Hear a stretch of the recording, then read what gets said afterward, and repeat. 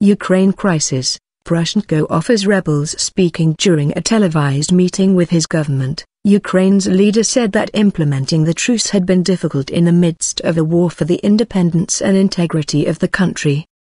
But he added, the situation has radically changed at the front. Before the ceasefire was announced, Ukraine was losing the lives of dozens of its heroes on a daily basis. Autonomy. Ukraine's president says he will grant more autonomy to separatists in the east to keep the country together. Petro Poroshenko said the current ceasefire had changed the situation drastically, despite reports that rebels had captured another town. One rebel leader in Donetsk dismissed his comments and said they intended to break away and become independent. The ceasefire came into effect last Friday in a deal in Belarus backed by Ukraine, the separatists and Russia. More than 2,600 people have been killed since fighting between pro-Russian rebels and government forces erupted in April. Mr. Poroshenko and Russian President Vladimir Putin spoke by phone on Tuesday and said they were satisfied with how it was holding, a Kremlin official said on Wednesday.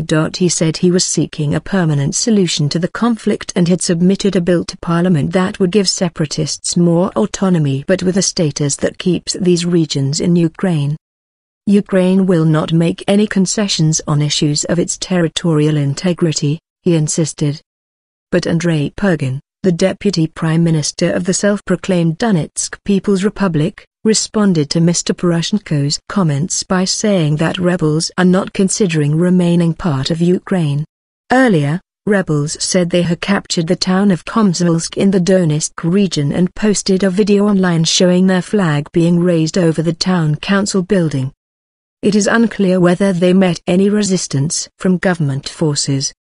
Separatists in the Donetsk and Luhansk regions declared their independence in April following Russia's annexation of the Crimea Peninsula.